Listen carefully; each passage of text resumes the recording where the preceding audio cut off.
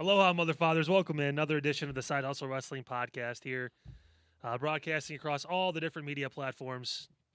Anthony, are you okay? No. God, it's all those fries you shoved down your gullet 5 minutes ago. You just, ugh. Yeah. So we're here, Kyle, Double A, Anthony Alford with you, back in studio, fully in studio. Yeah, great to be here. Yeah, great we're doing this is our once a month in studio now. Yeah, I know.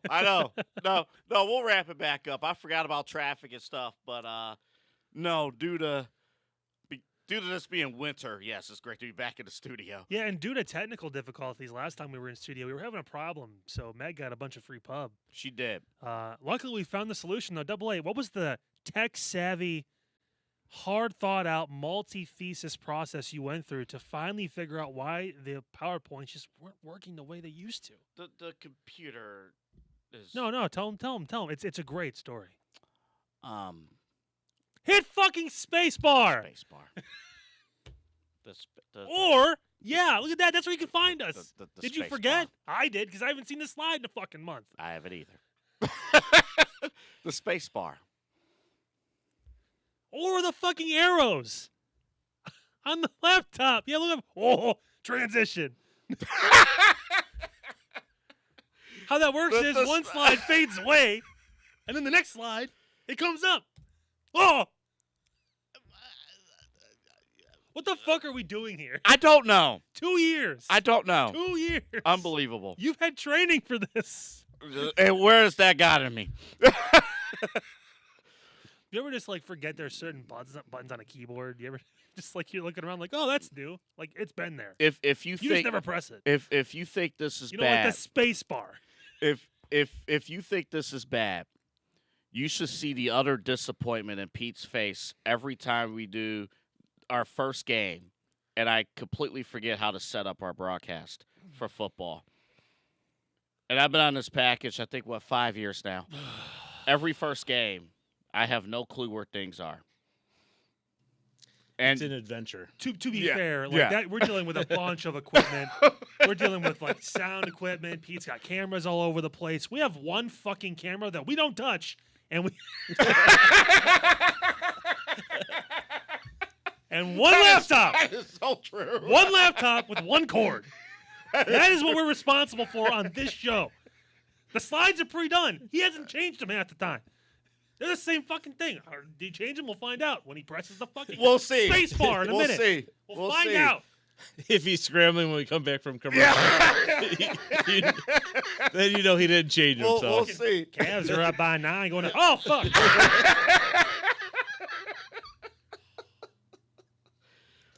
And the sad thing, what's more sad? Our fucking listeners are crying right now. Since the last time we did the show and the show froze on a particular slide, or I didn't know the solution at the time, who knows if I actually changed the back end of the slide since mid-January. I feel like I just stress ate 15 pounds of food. God damn. And I look it, too. Fuck. Hey, we got a show today with a working PowerPoint. Holy shit. Sound the alarm. Unreal. Alert the press. Unreal. This is unreal. This right here. This is unreal. And Chelsea Green can be a top star. She can't be. Did you hear that BS excuse? I think he doubled down. Yeah, he did. And Michael the Hayes. Undertaker podcast. Undertaker's like, dude, she's really good. Yeah. He's like, no, she is what she is. She is. Oh, and if we actually push her, then she'll lose popularity. If we actually push someone who's popular, they might lose popularity, said the guy who hasn't been popular since the fucking 80s. Okay. Cool. We are on social media, Side Hustle Wrestling Podcast with AA and Kyle. Also at Side Hustle Podcast 216 on YouTube, where you can find Kyle's Monday Night Raw Reacts. Change it into AAA because you need fucking help. And my Tuesday Night NXT Reacts. You can find what a show! What a show! NXT apparently just had their highest rating since 2 Aprils ago or last April, so they're on fire. Did you hear the flex that the Observer had? It was like, oh, NXT had a full year of bad shows, and you could tell because they won the Observer Worst Booked Show of the Year. It's like, yeah. like I'll be honest. If I didn't really enjoy NXT, I would have stopped doing the NXT Reacts. We've talked about it for a while. Probably the best show on TV right now because SmackDown is just 3 hours. If it was 2 and they were putting out the quality they were, it would be the best show. Raw has been hit or miss. Yeah. But NXT's been pretty consistent, even despite a talent overhaul. So. Yeah. And, hey, they B. paid off the heel turn. They paid it off. Zarya. And they got another guy who just got freed up maybe a little bit because he just lost another championship. So, Yep. To the deaf guy. Yeah, they're paying exactly. They're paying it off. So, hey, NXT, Raw, we got those reacts. We are anybody out there who wants to do AEW Dynamite. Anybody. Well, hold on. Oh. We can barely apparently press a fucking space bar. I don't know if I can trust anybody to fucking come in here and be like, I'm going to do it. Nah. I don't want to give some 45-year-old virgin in his mom's basement an opportunity that he doesn't deserve, Like let's thin the herd a little bit, all right? Like you can have a little bit of experience with this shit. We gotta get an AEW super fan or something. No, the fuck we don't. We can post AEW was the best though. It was so good. Everything was great. I give it 7.5 stars. Fuck you, Dave. I did more. I don't need to hear that every week, dude. I will. Oh. Is it possible to block my own YouTube channel? No. All right, let's start. All right, that's how you can find us. We're on all. That's the audio version. If you don't want to watch this monstrosity that's been happening, But you should watch us. You should now because we have a fucking working PowerPoint. Yeah. BA Sweeties. Let's go. They're here. We're gonna get the popcorn. We gotta get the popcorn before the chamber on Saturday. The chocolate malt balls too. Yeah. They have those. Those look good. I've never had the Buffalo Ranch popcorn. Dude, top notch. I'm gonna get it Saturday. I'm getting the Buffalo Ranch popcorn. Bring it on over. Saturday. Bring it over. We're gonna be at my place for Elimination Chamber. Y'all gonna be dealing with an 8-year-old. I'm gonna pass him off. Hey, at least it'll be fun. Chamber's going to be very interesting. We're going to talk a lot about the Chamber on this Who the show. fuck is in the box? If it's Danhausen, I'm leaving. I'll leave my own apartment. Where are you going? I don't fucking know. Somewhere else. I think you're going to see a ton of boxes in this commercial. Take a look.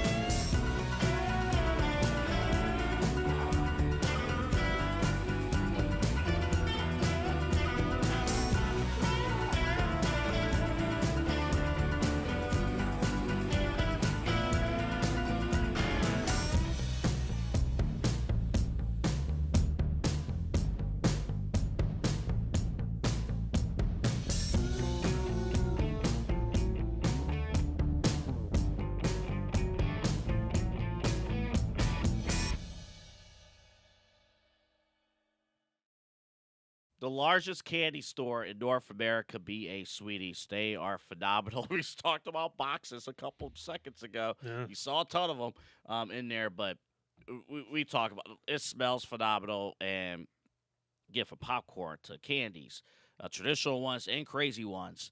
On top of jelly beans. You like jelly beans. That's the place for you, too. Like BA Sweeties. They got everything. I think almost any box that comes from BA Sweeties, I'd be more excited to open than the box that was delivered from who we don't fucking know. They won't say. Because, that's the first thing I see when I get mail who didn't send it to me, Yeah. right? Yeah. It's not in the fucking top left-hand corner, right? Yes. Fucking garbage. But, hey, when you get... Not that, though. That's No, the good shit. when you get something from BA Sweeties, you're not going to want to send it to another show or another person. You want it for yourself. Mm-hmm. Like, you got to keep it for yourself. Well, that's why you buy two. And you make sure you use the promo code Lollipop, courtesy of us here at the Side Hustle Wrestling Podcast. Buy some for yourself. Buy some for your family and friends. Hey, WrestleMania, of course, is our Super Bowl, so to speak. Easter. That's theirs. And guess what? Dude, that's 5 weeks away? It's right around the corner, right before you know it. Gotta It's get gonna be going. there. Got to get And going. remember, Lollipop, that is an in-store only promotion. Mm. So you gotta go. You gotta go to BA Sweeties, Interstate 480, the Ridge Road exit. Make a left on Brook Park Road, and then it's right there. I can't even see what slide is next, but it's there. BA Sweeties, check it out. You know, one of these days we're gonna figure out exactly what we're doing. Uh-oh, did I mess it up? I think I messed it up. Just click on it. Hit the arrow. Did it freeze?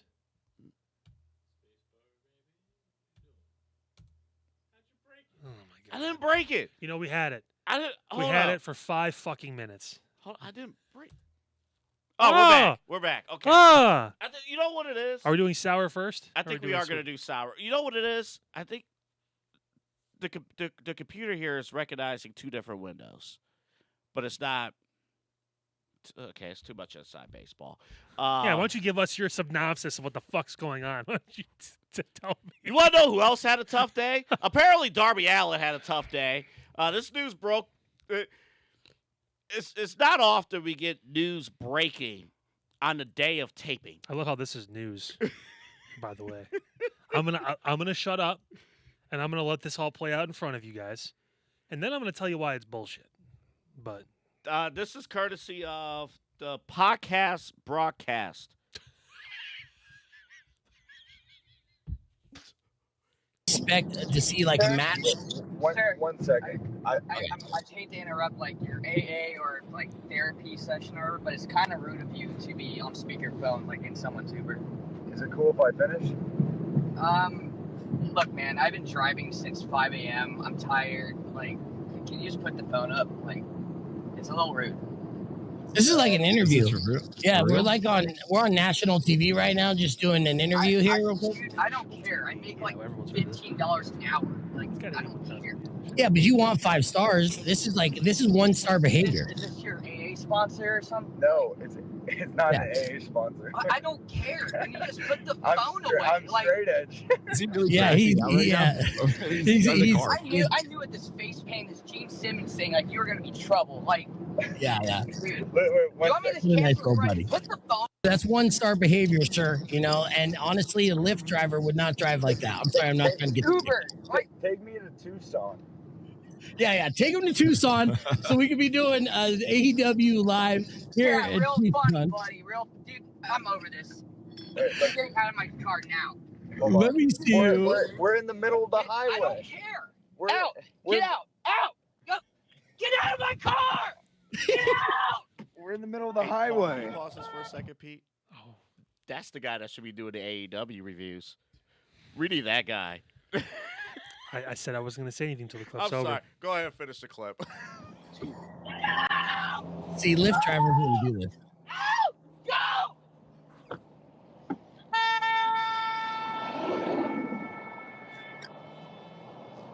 Wow.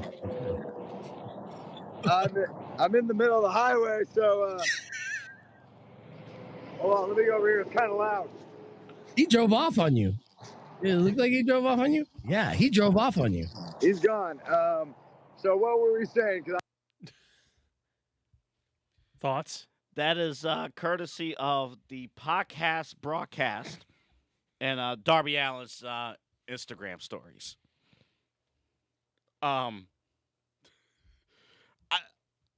say this: I've only had 1 day of experience driving an Uber. I couldn't believe that you're taxed on it. It's just stupid. And maybe it is rude to do a full podcast interview. But I would be ticked off if said interviewer said that this was nationally televised, and it's not. Yeah, that's one of the pillars of AEW, excuse me, on the side of the freeway. If you think that this was real, Get out of my car now! if you think that very much, what's the generation below ours, like Gen Z or Y or whatever it is? It's Z? Z. Probably. He almost looked like he was fucking 18. If you think anyone in that generation is making a Gene Simmons reference, with face paint. Yeah, that's a good point. I can go right now to any high school or any college and ask most people about Gene Simmons. They're not gonna know what the fuck I'm talking about. Yeah. This was bullshit. Wow. First off, Darby, get some fucking headphones. I mean, That's pretty. Everyone's got fucking AirPods nowadays, dude. Pop them in, so that way you can only see you talking. That's one thing. He's on speakerphone in a fucking Uber. If it was real, I would have kicked his ass out in the first 5 minutes. Say, if this was actually real, It's like, dude, what the fuck are you doing? I actually agree with the Uber Or driver. you better put me in it too, because I want to be in this interview. Then if it's gonna be, it's on. Oh, you're national, cool. Yeah, what's up, yo? Yeah, Yeah. plug the Uber. Fuck you. But no, I don't. Kicking him out on the fucking highway, the $15 an hour. I told you when we were coming into the show, I was like, yeah, I DoorDashed for a little bit, and I had people at Uber that would stomp all over me. I made okay money. Yeah. They're like, oh, that's all you made? Fuck you, dude. Like, you had $15 an hour. Eat my ass. No, that's not. I would have if I was to drive, and I hear, not even just Darby, but then the person doing the interview. It's like, yeah, it's national. Like, dude, shut up. This looked like it was written by Vince Russo. What if you got in an Uber? And what if he was doing like an interview? They don't even know what's going on. The interview has no clue. And we stage it. And there's not even a sign anywhere that says the car is an Uber, right? But then he gets kicked out of it because the Uber driver's just mad. Bro, that would be amazing, bro. Come on, bro. That'd be so good. He's on the highway. They don't even know what's going on. And the best part, the car actually leaves. And then he's actually stuck. Yeah. What do we do then? Don't tell Darby that, though. What a disaster. What the fuck was that? I mean, I'm just... This has Tony Khan, unfortunately, written It does. all over it. I'm just trying Hey, to... we're going to be real. I'm just trying to imagine, okay, I'm not saying, WWE is the end-all, be-all, but AEW is aspiring to be a top pro wrestling promotion. I'm just trying to imagine Seth Rollins getting kicked off the road for doing an interview. No, because you want to know what would happen if someone threatened to kick me out of their car, the Uber car, because I was on an interview? I'm stopping the fucking interview because I need to get to where I'm going, and I paid for the Uber, and I'm on a highway. He looked happy to get kicked out of that Uber. He was smiling. No one's that chill. Somebody's gonna pick me up and take me to Tucson, Arizona. These fucking dudes must have the best interviewing skills I've ever seen in my life for him to be so happy that he was okay with getting kicked out of an Uber mid-interview. And he continued the interview. Yeah. The interview continued. What were we talking about? What the fuck? He's on the side of Interstate 10, and the interview's continuing. Also, what in the Tony Khan paycheck is Darby Allin doing taking a fucking Uber to begin with? That's what I was thinking. He should be in a private car. That's what I was he's thinking. getting I'm like, transported. if you are, I can't picture a Seth Rollins or they have Braun buses. Breaker or... They have private cars they take, they rent, whatever it is. Why the fuck is Darby Allin, who's got to be making upwards of 7 to maybe 8 figures per year, taking a fucking Uber? Dude, if it's true, one, God bless Darby for being that calm, because I'd be like, listen, guys, I got to go. I'm not going to get out of this Uber. I got to get to where I need to get to. Yeah. If he was going to a show or whatever it was, yeah, dude, fuck you. I'm not going to find. We'll reschedule, or I'll come on a little bit later if you can have me. I got to hang up. Or again, get fucking headphones. What the fuck are you doing? I mean, Randy Orton today, we're going to play a clip from Randy Orton later in the show. He's on Pat McAfee. I'm just trying to picture Randy Orton in a car and an Uber and getting kicked out because he was on an interview with Pat McAfee, who actually is broadcasted nationwide on ESPN. Yeah. But you think that Randy Orton's going to be like, nah, cool, and then just get out of the fucking car? On the highway? He wasn't on the corner of fucking off. He was on the highway. Yeah. Yeah. Which, ironically enough, is what you can do with this clip is fuck off, Darby. This is ridiculous. Unbelievable. No words. Unbelievable. Jeff Hardy theme song. That's what I feel about this. No words. Even Jeff Hardy would, I don't know. Jeff Hardy would get behind the wheel and crash it because he's probably high or drunk. Yeah. I'm kidding. He's been good. He's been very good. Or has he? We'll never know the truth. So we get Who's to say? So we get to the sweet moment, and Much better. much better. Much better.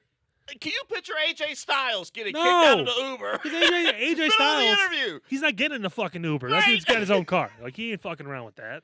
Get out of here. Like, that is a family man. Won world championships. Oh, yeah, I got to. Also, no bags. Wherever Darby was going, by the way. Mhm. You just got out of the Uber like there was no bags, nothing going on. Like, you travel that light, do you? Right. Are you home? Because he wasn't in Washington. He's from Seattle, isn't Yeah. he? Where are you living that you can just get out of a fucking Uber? Well, he was going to Arizona. They said Tucson, right? Yeah. Was that where Dynamite was this past week? I don't watch the show because it's bad, so I don't know where it is. But, like, hey. Speaking of which, their next world title match, let's see if you can remember this stipulation. MJF versus Hangman Page Yep. for the world title. If Hangman Adam Page loses this match, he He can doesn't. no longer challenge for the AEW championship. You know, it for works the rest of his so well career. for the last time they did that, right, with Cody. So much so that within, a year and a half to 2 years, he was gone from the company. This is one of your guys, though. This is the guy you built it. This is the guy who had the biggest story since the opening of this entire promotion that won the title last year at your biggest show, match of the year, program of the year, right, Dave? And now, if he loses this, he never gets to be world champ again. And that's one of your guys.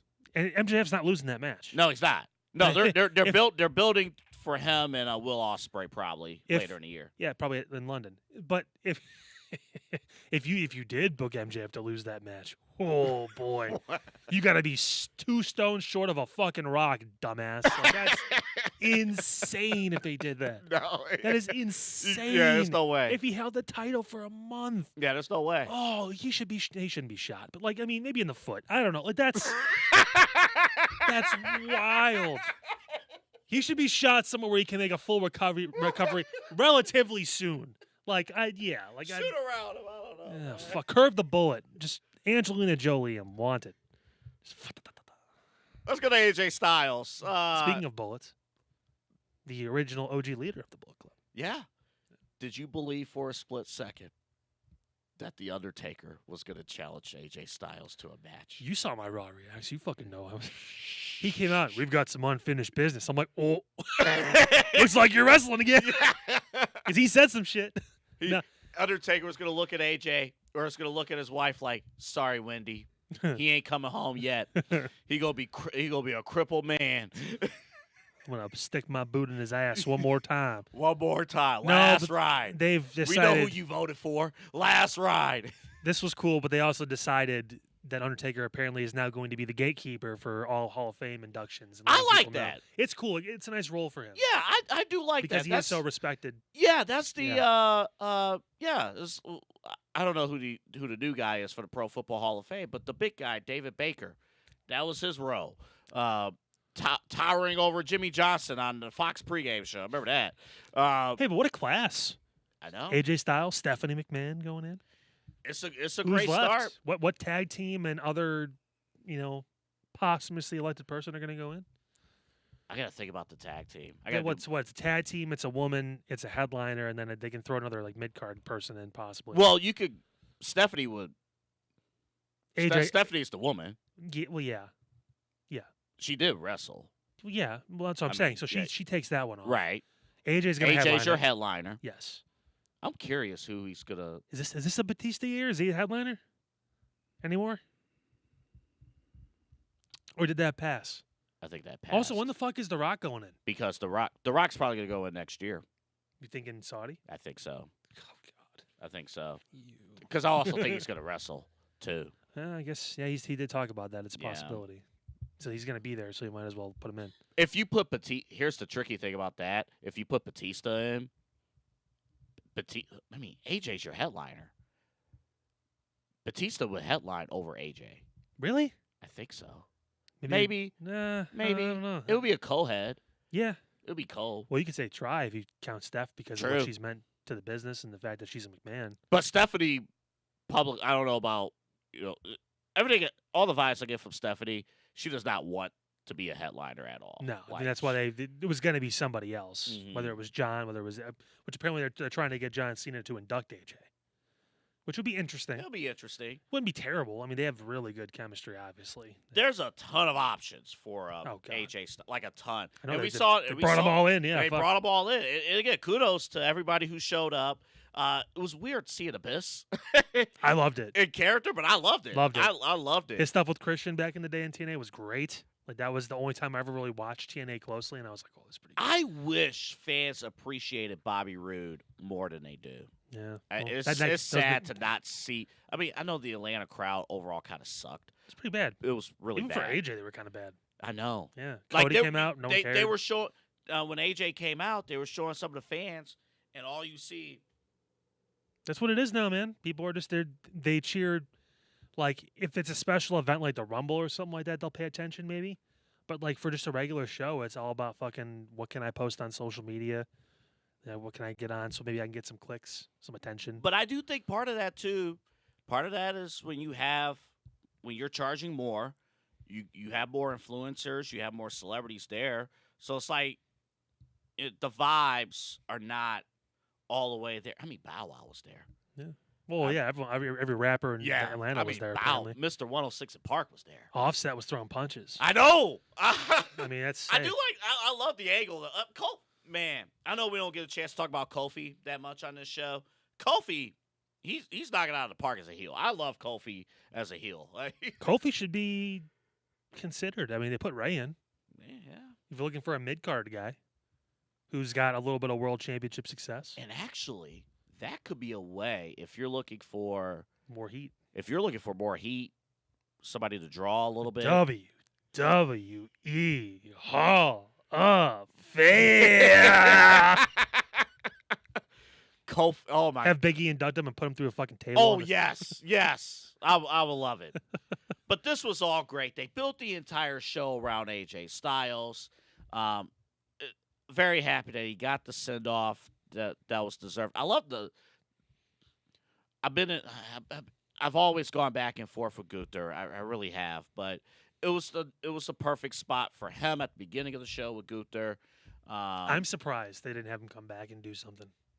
Yeah, I agree. Also, you know what? At that point, I think he should have done, like, when this happened, if I was booking it, I would have saved it till the end, and I would have had him come out and actually say some nice things about AJ, and then immediately say, but unfortunately, it all means nothing, because he passed out like a little bitch. Like, he could have done the whole, like...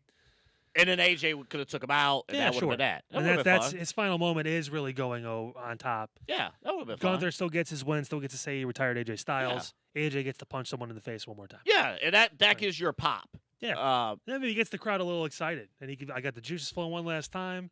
I appreciate you guys. And he is done. Like, he's been on podcasts now since this and has said, like, yeah, dude, my neck's pretty jacked up.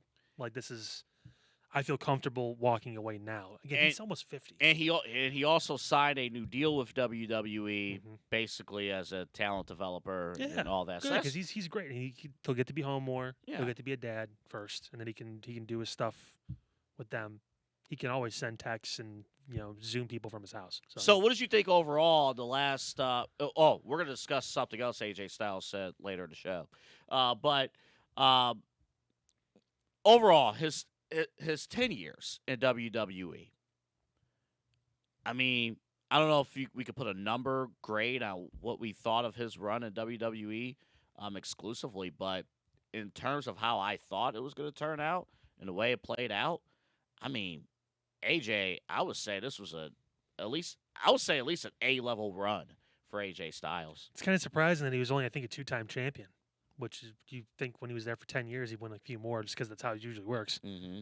But 2 quality reigns as champion, a bunch of the mid-card titles, obviously, U.S. title. I don't know if he ever won the IC title, but he I don't think he did.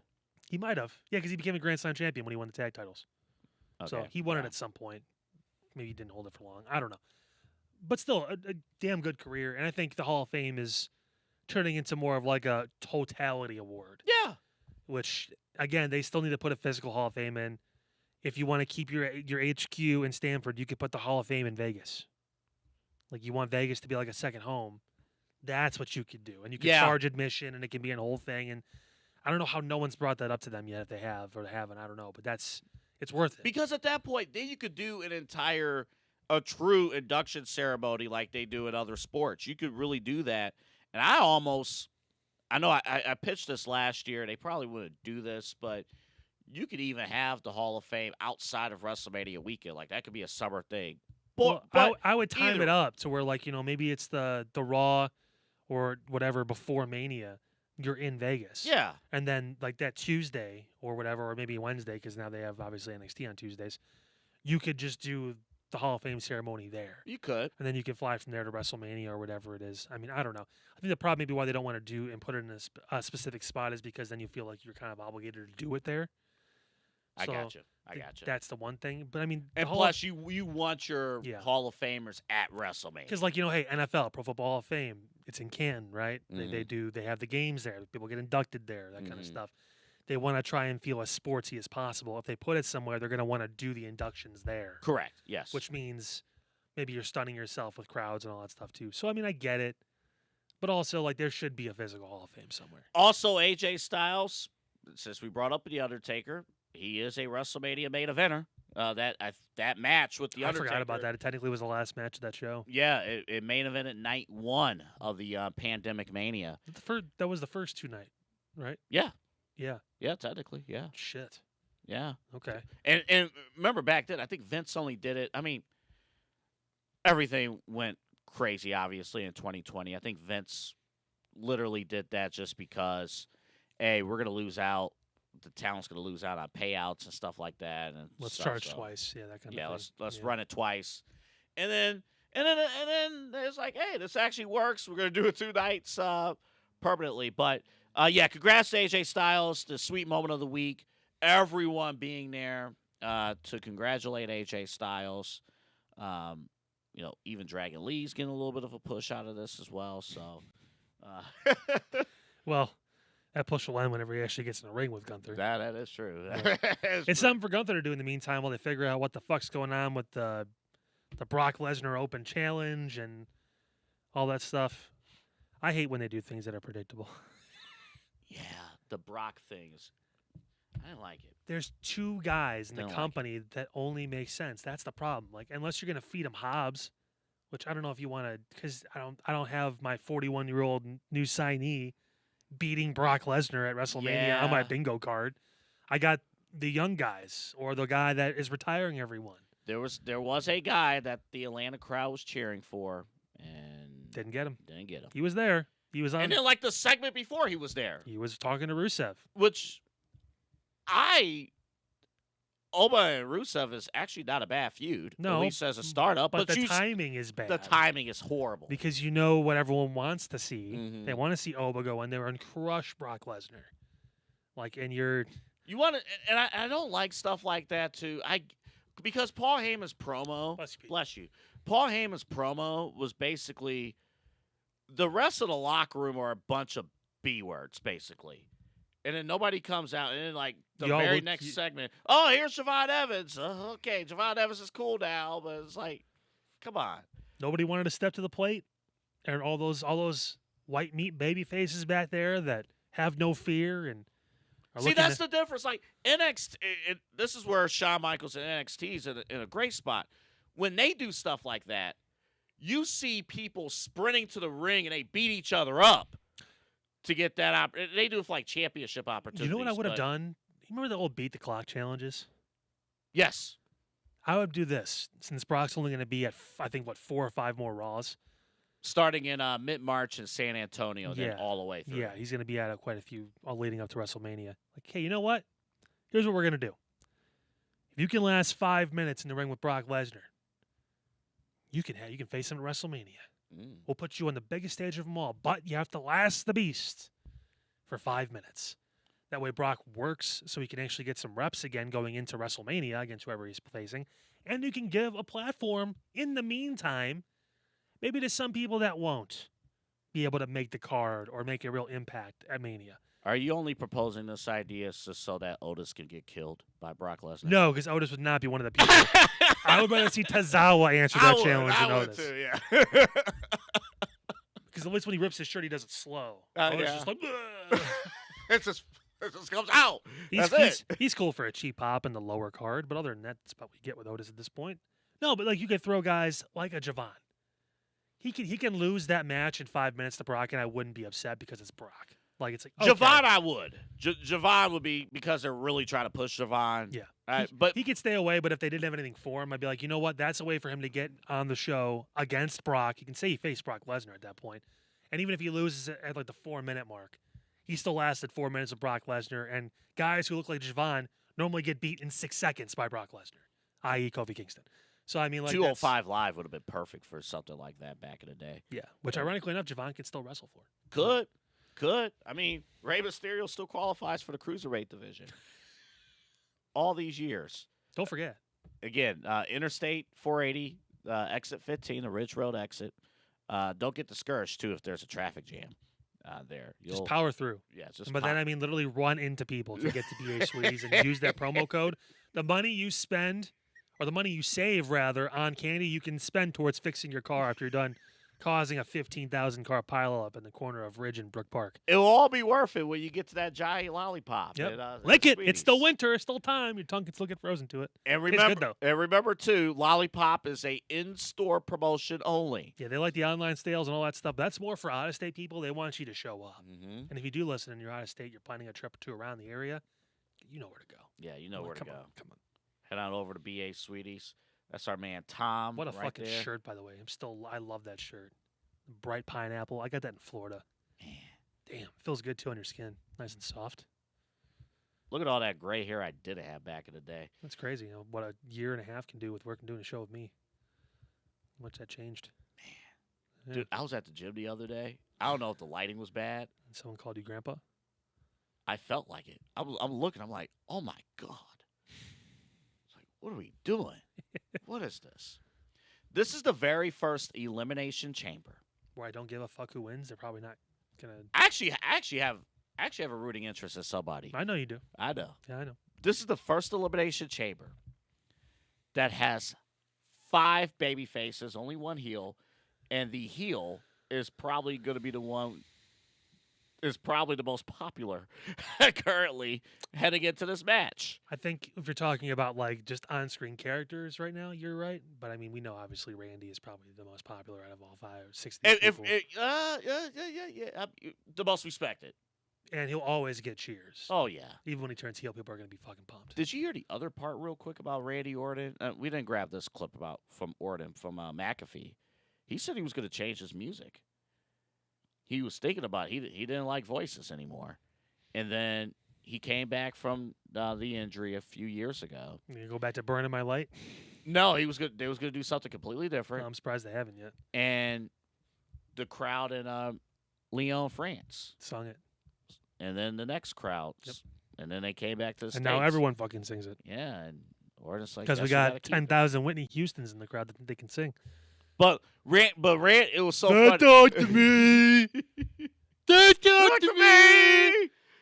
It was so funny because Orton's like, dude, I hear Trick Williams. I hear his music. I'm like, I want that. Like, I want that. It's one line and they get to say it over and over again. Yeah, like, I want that. Yeah. So here we are. Here's the competitors again: Jey Uso, Javon Evans, Trick Williams, Randall Keith Orton, Cody Rhodes, and L.A. Knight. Full-ass government name. Don't forget the junior. Yeah, that's right. So I guess it's easy to say, well, what do you think? But let me dive in a few angles How here. quickly can Jay take the first fall? That was my very first question. You read my mind. Oh, my God. Please, because you know his dumb ass is going to be like, Man. one day he's going to get pinned and be like, well, can we just like, You lost. You want to know how the official Trick Williams babyface turns happens? I'll tell you right now. Double turn. It's going to be a real double turn. Jey Uso does the whole running back thing. The fans ain't feeling it. He goes to the top of the cell, whatever, and Trick Williams comes. No, they're still fucking cheering for it because fans are marks and it just is what it is. But The thing, it's a cool thing to do, but then it's overused and stuff like it's that. every time you come out now. It's like, okay. Like, So somebody in this match has to work as a heel. And the tricky thing about this match and booking this match, I think this is the one time where I'm going to look at the writing team and say, you got a bit of a challenge on your hands. Because Trick Williams is technically the only heel in this match. technically. But he's one of the most popular guys in this match. Not technically. So you have to identify someone to work this match as a heel just for this match. And that guy probably is going to have to be Jey Uso. I mean, you could always just have Trick start the match, and then he can kind of just work everyone as a heel. And I think since Randy and Cody have faced each other recently enough, and the title has been kind of that in the center fold of that. LA Knights obviously can work as a heel. That's his style, is actually more heelish. Yeah, it is. He can, in this situation, because the overall goal is to get to a title shot, you can get away with having 5 baby faces in the match because there is an overarching goal. It's not like a fatal 4-way, just to have a fatal 4-way and there's 3 baby faces and 1 heel. And like if you win, you don't get anything. You just win the match. Like there's a bigger prize at the end of this 5 baby face, 1 heel rainbow that they all want to get to, where they can all basically say, I don't care where my character lines up. I want to win that. So fuck all 5 of you other guys. I'm trying to pin you all. Like, there are very few matches that can do that. I think the Royal Rumble is another one where, like, you can kind of, like, yeah, there's a little allegiances here or there, but every man for themselves. Right. You know? Hell, Jay threw out Jimmy 2 years ago, whatever it was. So, two Rumbles ago. So, I mean, this is a thing, like, you could do to just say, fuck it. They can all go crazy. I'd imagine after this we'll know a lot more about where people are going to go. And let's try to do this thing where we don't give Cody every single possible accomplishment. And that's going to be the trick. That's the other tricky thing. Tricky Dick. Because here's the thing. Man, why did Bronson Reed tear his fucking... That poor mask man, he's getting no breaks. All these guys keep going down with injuries. Apparently, it's a psychic or something. I don't know. But that's the tricky thing about all. Like, I love that Cody's in this match. I don't know if it's just an internet thing or it's a real thing that fans are feeling that they don't want to see Cody and Drew at WrestleMania. I don't know if that's just an internet bitching and moaning type of situation or that's a real. I mean, I wouldn't mind Drew and Cody. It's not a main event at Mania, but it's not. It's not a fresh. I actually have an idea that's fresh in my head, so I don't think they're gonna do it. Maybe they'll surprise us. I want Trick Williams to win this match. I would be okay with it. I don't know how that really works with Drew, but I'd be okay with it. If Trick Williams wins this match, they're saying to the writers and WWE is saying Trick Williams is our next mega star, our next superstar. Trick Williams walks into WrestleMania as a top-level babyface if Trick wins this match. Drew's going to obviously maintain his heel work. It's Drew McIntyre. That's what he does. God, but is he a heel? They're doing a really good job of blurring some lines with some of these guys. Because like he hasn't lied about really anything. I know. And again, we talked about the best heel characters are ones that seed everything. But he in can truth, revert back to like making excuses and all that stuff. But even not even making excuses. Drew can flat out just say like, "Hey, I'm the best. You don't belong here," or something like that. I mean, don't go Triple H Booker T here WrestleMania Night 2. Don't do that. Do you wonder why I think this isn't going to work at all? Well, I think this match is a waste of time. Oh, no. Do not tell me they're going to do that multi-man at Mania. That is such a cop-out if they do that. This is a waste. That's a cop-out. If Jacob Fatu finds his way to do that. What I think is going to happen is Cody's going to win this. Randy's going to be revealed as Jacob Fatu's attacker. You get Orton and Fatu. You get Cody and McIntyre at Mania. What they might do is just say, fuck all of it, because Drew's been attacking everybody. It's not just been Cody. It's been Randy. It's been everybody. They decide to book like a fatal 4-way with Randy, Cody, Drew, and Jacob.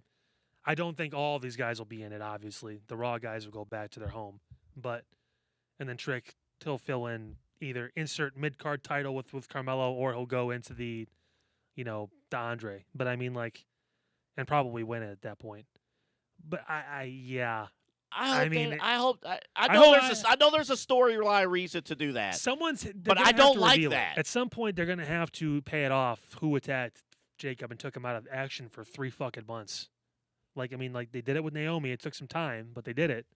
Like, and this is when you pay off these stories.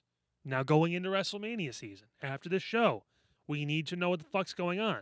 So, one person will win this chamber, maybe. So here's the lineup that I'm thinking. Drew versus Trick at WrestleMania for the title. You're hoping. Because you don't actually think that's going to happen. You're hoping. I'm strongly hoping. Yeah, I'm strongly yeah. speaking it Okay, into existence. I'm glad. Yeah, that's how I'm- that's the mindset you're I'm taking. I appreciate that. I'm strongly. At least we understand. I don't want to be disappointed No, on at least we Saturday. understand. You're not actually saying this is going to happen. You're saying you hope strongly it's going to happen. And That's good. then, God, I will say this: I love that Cody and Sammy interaction last week. I know Sammy reverted back and apologized. I get that, and I know fans are upset, but I like the fact that it was scripted that way because you don't just flip on one side. What if I would like Cody, Sammy, honestly in a one-on-one, but you could add Jacob Fatu, and then you could slowly operate Sami Zayn. That's how you adapt the slow heel turn. He's the one crying and moaning about never, ever finishing his story, and he's the one blaming everybody else. And nobody wants to see Sammy finish the story. Nobody cares about Sammy. I would love to see Sammy emerge as a major heel player, either going into WrestleMania or post-WrestleMania. I think Cody and Sammy is the way to do that. What if Sammy's the one who attacked Jacob out of jealousy? Because Jacob was gearing up essentially to be a world title contender right away. I would be open to it. I mean, if you don't want to turn Randy, because they just don't apparently ever. I mean, Yeah, I think now we're. I mean, we they've we waited, did this show. We did this show. We did this exact show last year, and we said the same thing about John Cena, and look what happened. Listen, if Randy Orton kicks Cody Rhodes in the dick at Elimination Chamber after Cody pins him to win it, which very well be the final two. Yeah, Could be Randy and Cody. It most likely will be Randy and Cody in the final two. Oh man! But he would get massively cheered though if he At did that. first, I think it'd be shock, just because again now they've just decided that these people that have been in their lives for so, and it's always Cody. Every year, someone who's really close to Cody kicks him in the dick at Elimination Chamber. Like that'd be You hilarious. can't have any more kids at some point. I almost wonder if Triple H wants to do that as the gag for when Cody gets into the Hall of Fame one day. Well, I'm glad we didn't have this induction ceremony during the Elimination Chamber because then someone come up here and kick me in the dick. Like you're just waiting for a line just to throw that out there. You know like what? 10 years from now. If that happens, I'm gonna need Cody to show up next Friday with wearing a D cup. Like I want to see a bulge, and not because his nickname is Yeah, Raheem. man. Dude, you guys just show up and like, dude, I'm sick of this treatment. You ready? He just hits it. Yeah. Puts the mic up to it. Raheem is here. Raheem is covered. Fully. Double XL cup. Do it again. My wife got me a big one. Like, bro, chill. That's a Vince line if I ever heard one. Yeah, My wife got me a big one, pal. like, bro, chill, man. How do you say acquitted of all charges, brother?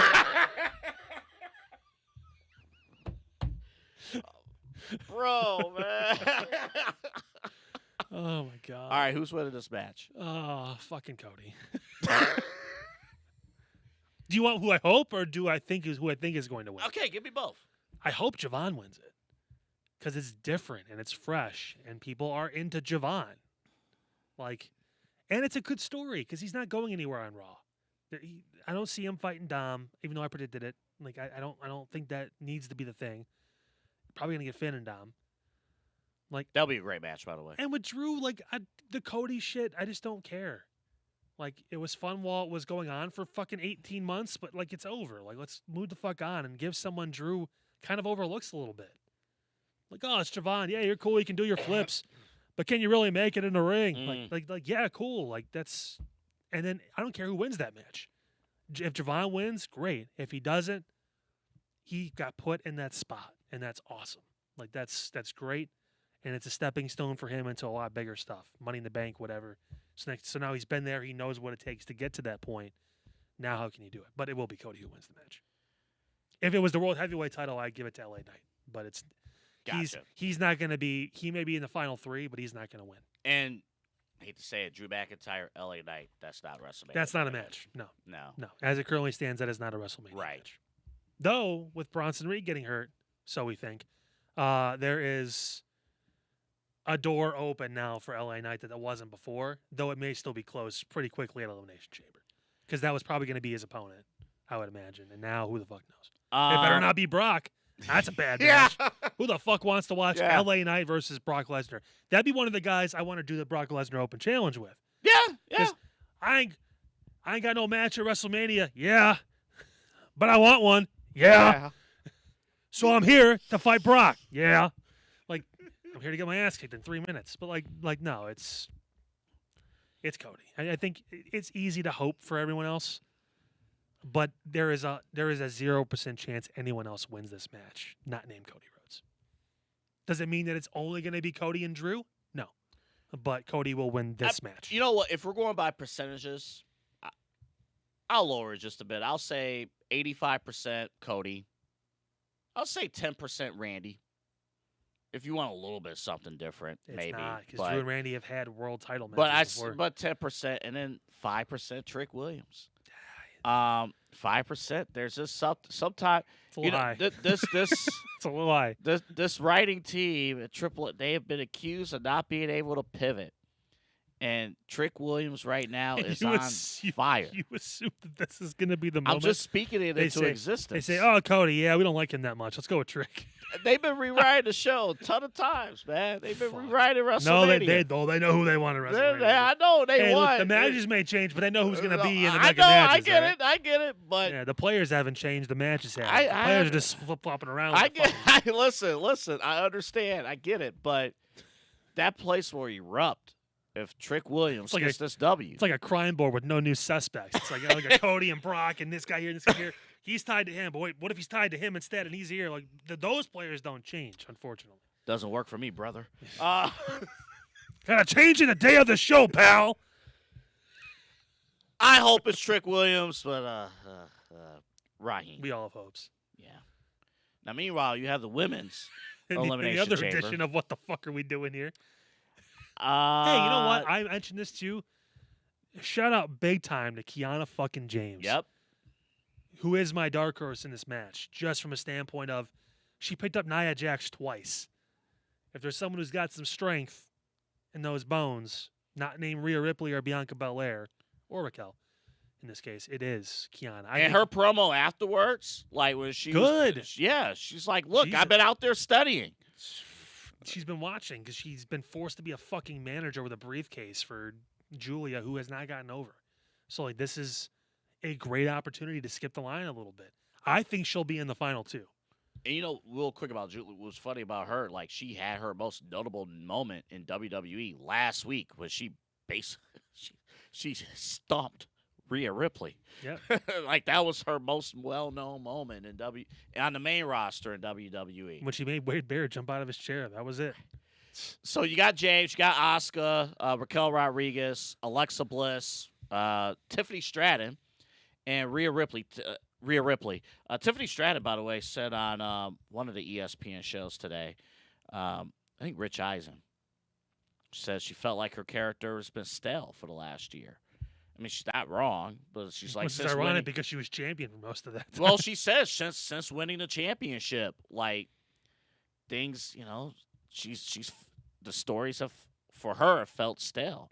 It doesn't help either in her case that her and Nia Jax are like legitimate best friends, and like you could tell they had a tough time acting out their breakup on television.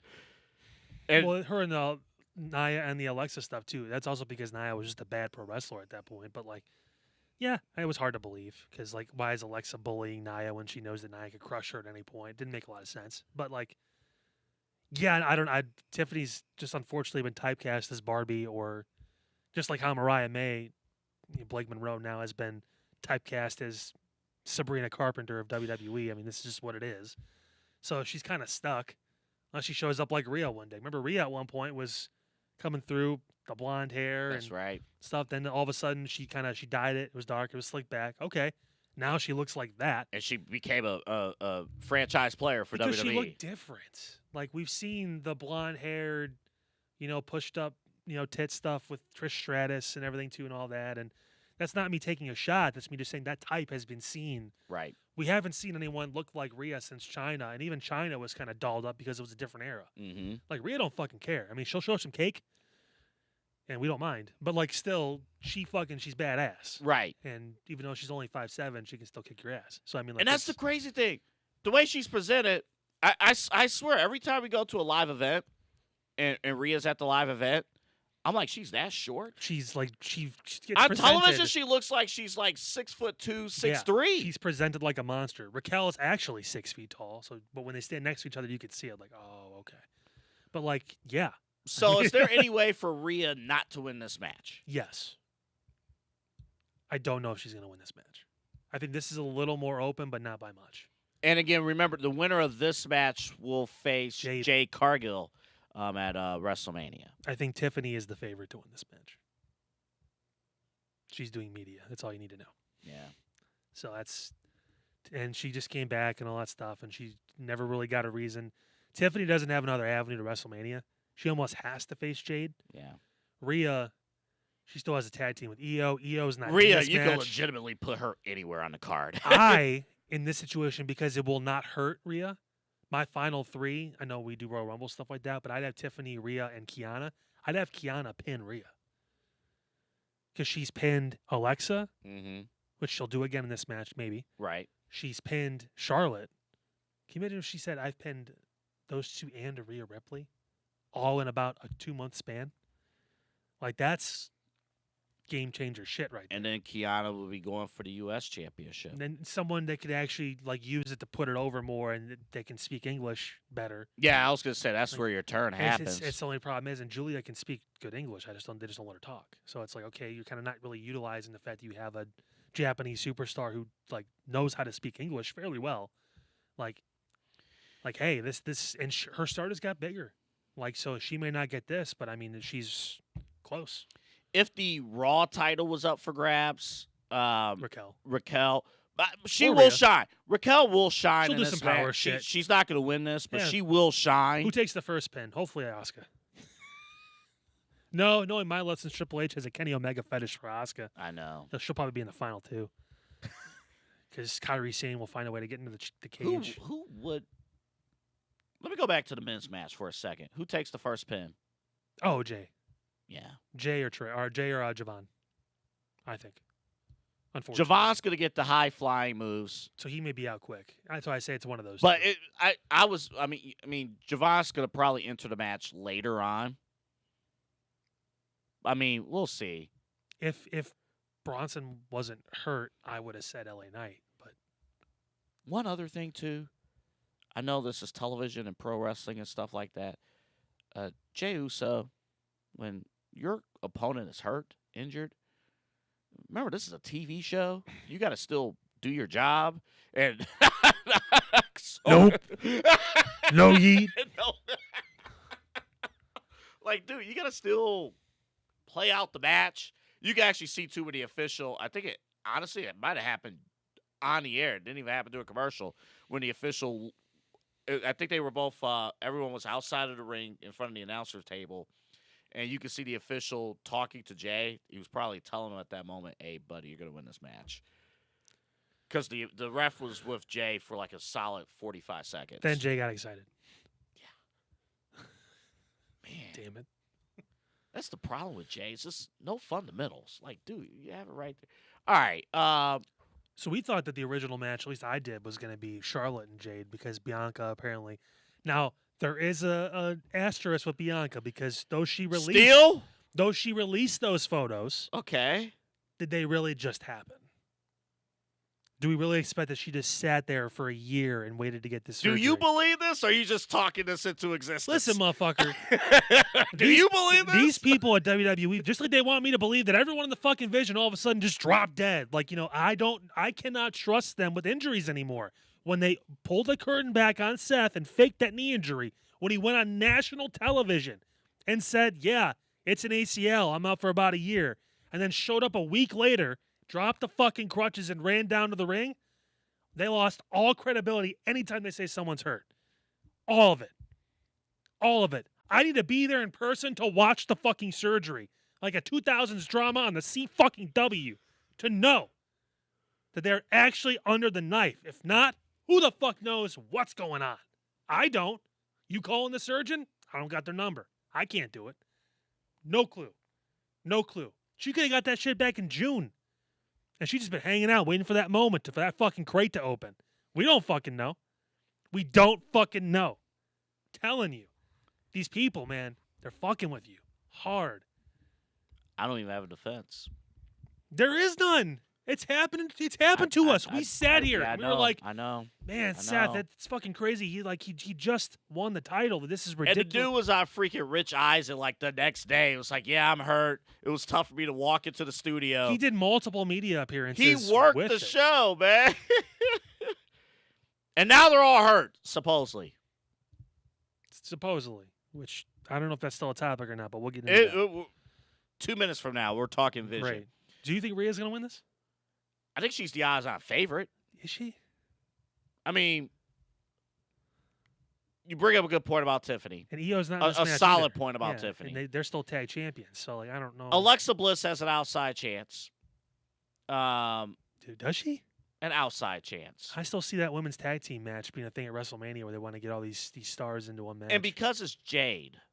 But that's the other thing. Because it's Jade and she's a heel, there's not a ton of options from this match that you could just... Well, this is more balanced for you, at least. There's 3 faces and 3 heels. Yeah, it is balanced. But even looking at the...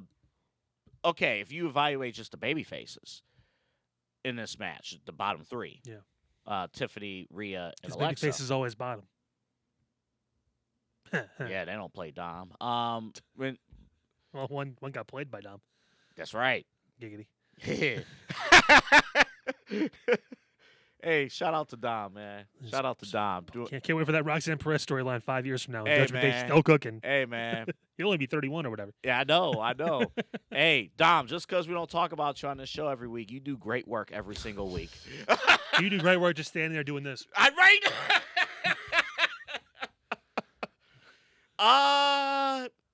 Yeah, Tiffany. It's just it's kind of she has no other path, and they're not going to keep her off the card. If you're wondering, But she's not going to dominate. She will win. She Yeah. won't dominate this match. No, she'll win it Yeah. because she wanted to pin Rhea at the end. She'll pin Kiana, After Kiana. pins Rhea. I like that. I see that. I like that. Asuka will probably eliminate Alexa. Because you're going to give Asuka something. Yeah. And they may you could Raquel can eliminate Asuka. That's her moment. Rhea can eliminate Raquel because that's a story. It's always Yeah. and that's going to feed into the tag team match. Like and we you can talked run about. that match on Raw on Monday. Well, they have thousands of fucking times. 1,001. Yeah, fuck. Do it again. But then I'm telling you, Kiana pinning Rhea is what they need to do. That you talk about pivoting, that's a big pivot because I'm very interested to see how the crowd reacts to Kiana. It's more damaging, I think, for Tiffany to pin Rhea than it is for Kiana to pin Rhea. I agree. Yeah. Unless you're trying to tell a longer story about a Tiffany versus Rhea match, which I'm not particularly fond of seeing at this point. No. So No, their worlds are not they're not together. aligned right now No. anyway. Maybe to do someday, that but story. I'm not really interested in like 5 years from now. Remember when I pinned you in Elimination Chamber? I don't care. Like that's not everything needs to be a story for 10 years from now. Remember when I beat you at WrestlePalooza? That's gonna be a thing again this year. Oh man. Yeah, they're done. Vision's done. What are you talking about? You gonna try to convince me that the Vision's not done? They're done. This is it. It's over. It's finished. The Bronson Reed. It was announced on Raw that what are you on television? He injured his Torn shoulder. bicep. Yeah, he's out indefinitely, several months. So no Masked Man story. No. Hey, by the way, loved that. I don't love the injury. The injury sucks.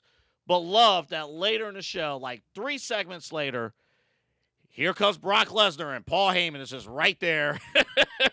Hitching his wagon. Yeah, it's right there. So the wheels that aren't broken off yet. Yeah. Just- That's Old Faithful. Look at that, Yeah. guys. Gosh, look at that. He showed up more than Roman this week. so all 3 members of the original Vision Or hurt. are out of action. Seth Rollins, Braun Breaker, and Bronson Reed. Technically, you still have Austin Theory and Logan Paul, but the group is done. This is it. You even had to kill the Masked Man storyline. They didn't kill too. it yet. So He ain't dead yet. I think this is it. They can't. This is not- what happens. This is what happens when you fake injuries. You get real injuries, Yeah. and it kills your storyline. Well, I remember the Masked Man could still be a thing because either way because the two guys that we thought that person would feud with are still healthy. So if it's against Austin Theory, Grayson Waller can still pop up. If it's against Logan Paul, it can still be Bad Bunny. That still works. So that story isn't dead yet. They'll still find a way to incorporate that person to being one of those two people. I think that's still safe. There are one of three things that are true in this scenario. I do not believe this group is dead. But there are three different scenarios. I think they're last ride. No, just hear these out. So, scenario one. They're all fucking not hurt. Now, this is something that, besides Seth. Seth is hurt. Because he actually had the stuff and he was doing the full thing and it was a full sell. There's a possibility this is a Paul Heyman thing where it's like, yes, we're going to tell them that Braun Breaker flipped a table and the guy who squats 600,000 pounds tore his or got a hernia from flipping a fucking announce table. Yeah, cool. And Bronson Reed on a fucking and it when he fell over. He fell over. He did a half roll. And he fucking tore his bicep. Okay. He broke out the pin. Sure he did. Yeah, do a commercial. Sure he did. They didn't kick out early. Sure he did. You see it right there. Yeah. He totally got all in that. He got all of it. No. There is a very, very likely scenario where because the mask guys started coming back right before Braun's injury, Paul was like, we need to be thinking ahead of this here. Seth's going to have a plan. He's going to have people he's recruiting. We need to make sure that we catch him off guard. He thinks that everyone's getting hurt. That way when he does come back and try to take me out, I got my boys ready. That's plan. That's option number one, that Bronson Reed and Braun Breaker aren't actually injured. If only they had faked an injury before and put someone else over, that didn't really matter at the end of the day. LA Knight. If they only ever did that before, right? So it has literally been done like 6 months ago, not even. Option number two. This is Austin Theory's chance to shine. More likely Logan Paul, but Austin Theory's chance to shine. All right. Our soldiers are down. Take over. I love the meme, by the way, of, you take a job or whatever, like you look around the office and you're like, I didn't mean to be the one to be this important at work. You're looking around like, I was an intern 2 weeks ago, and now holy all of a sudden, crap, I'm like the senior member of the team I'm right like the now. vice president of the company now. I don't know what the fuck I'm doing. I have to take a meeting in like 5 minutes. But this is one of those things where it's like, hey, and then Austin Theory starts to recruit. He goes to someone like Grayson Waller and says, you done? You done being an ass clown for the New Day? Let's go. We can do something with this. Give him the responsibility and see if he can take it. If they went with that story, I actually would like that story. If they went with that story, and Grayson Waller would lock in. And I'd start on Monday, and I get Austin Theory and Mike and say whatever you want.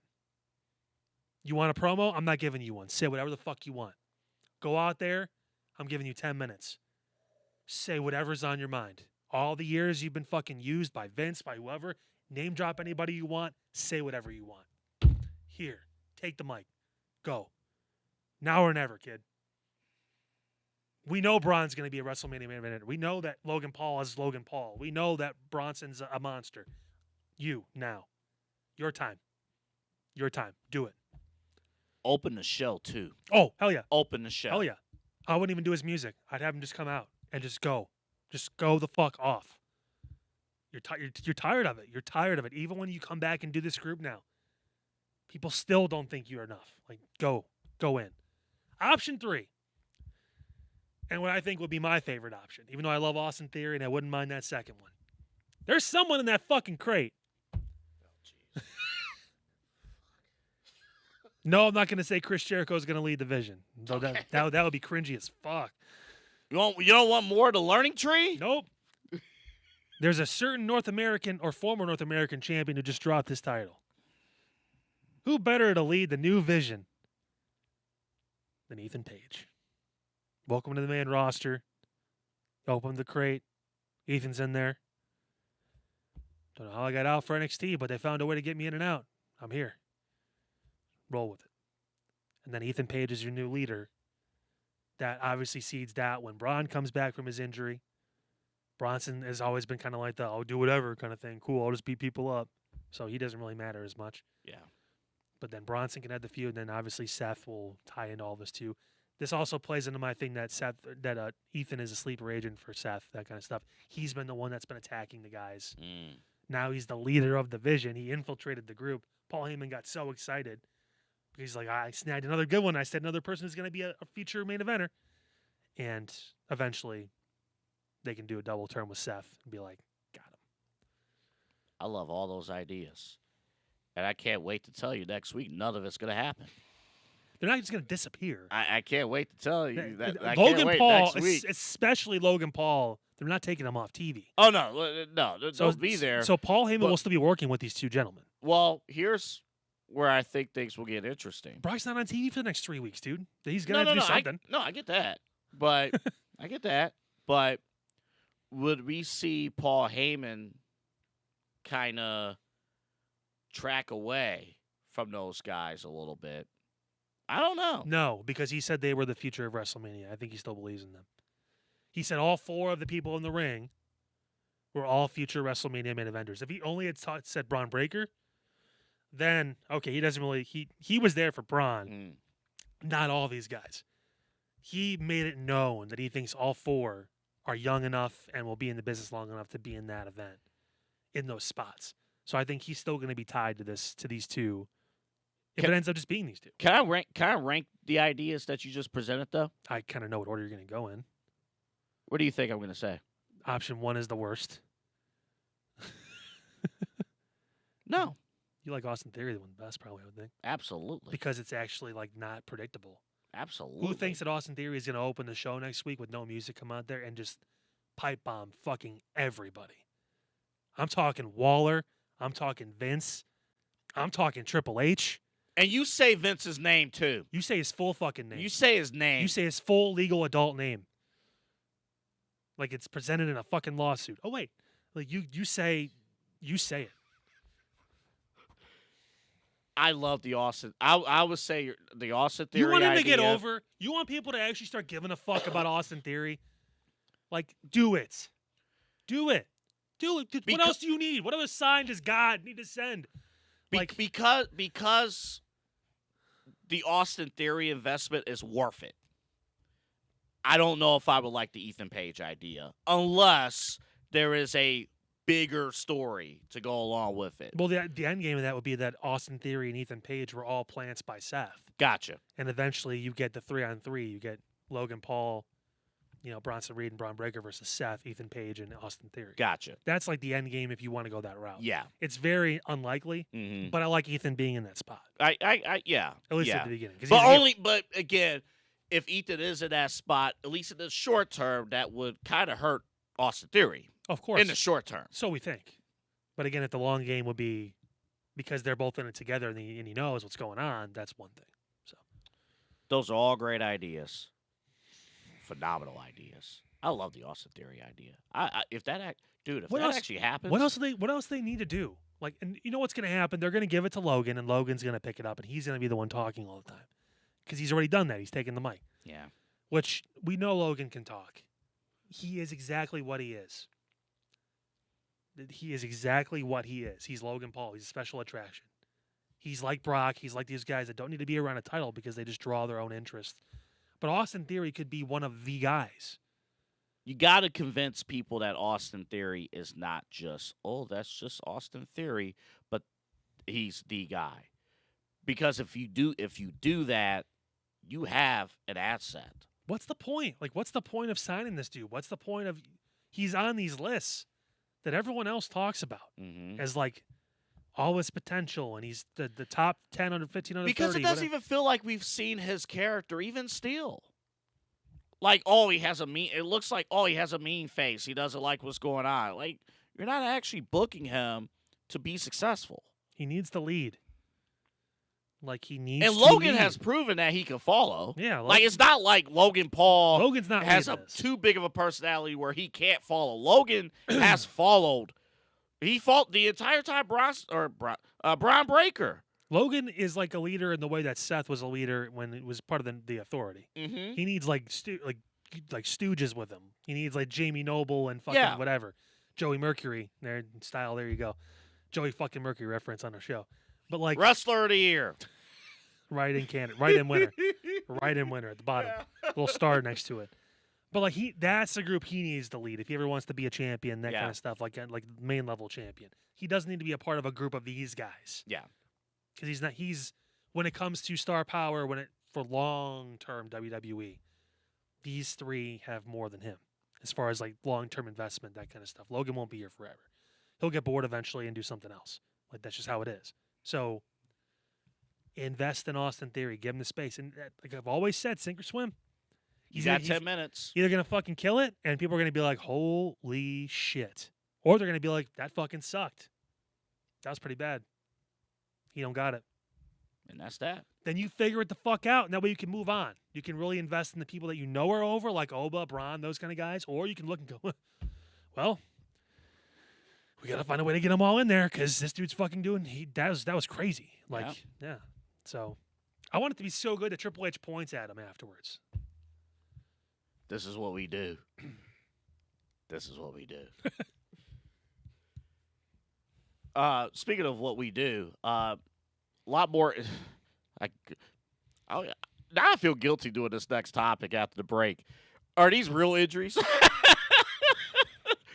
Dude, we are going to talk about though, because I swear to God, like if you really are faking these injuries, man, like I may stop watching. Well, we are going to talk about. It's just like, dude, what are we doing? So, a lot of chatter has been about the lack of house shows, and now, guys aren't taking care of themselves. Like, could that Bronson Reed, if that was a real thing, could that have been avoided with more reps and things like that? We're going to play a clip from Randy Orton from earlier today when we come back from break.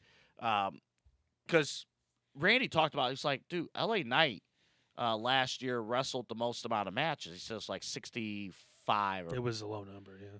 And Randy Orton's like, dude, from like 2006 to 2013, I wrestled 180 matches per year. And then there was one year he wrestled well over 200. So we'll talk about that when we cut. Like, would more house shows mean less injuries? And that's for both WWE and AEW. So we'll talk about that when we come back. And then later on, WrestleMania.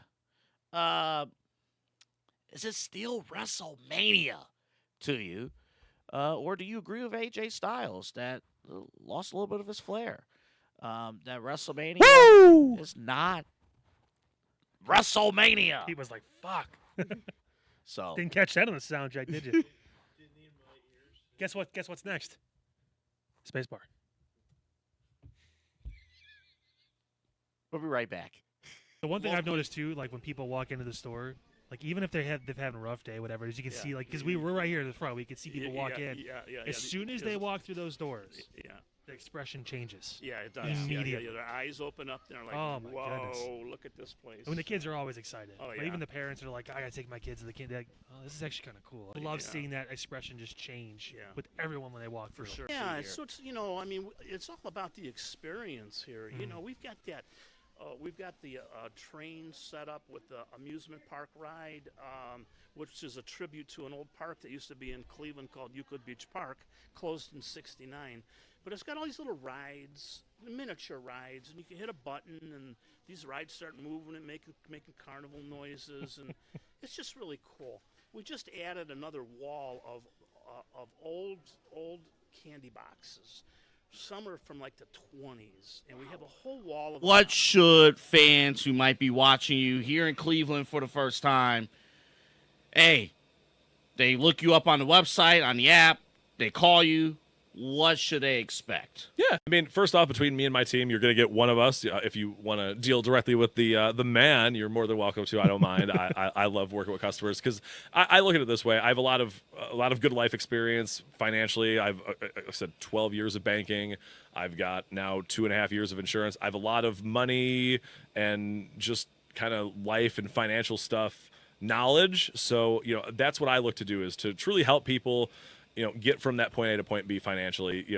It's not about just, saving money on auto insurance, sure, but if I can kind of turn that into a better discussion, really help people understand what actually insurance does, why it's important, because it's not a tangible. I joke when I leave that I lock the office door so no one steals all the insurance, but there's not just insurance laying around. So like there's just it's kind of a mystery kind of component in people's lives that they think is a scam and all the different things you hear.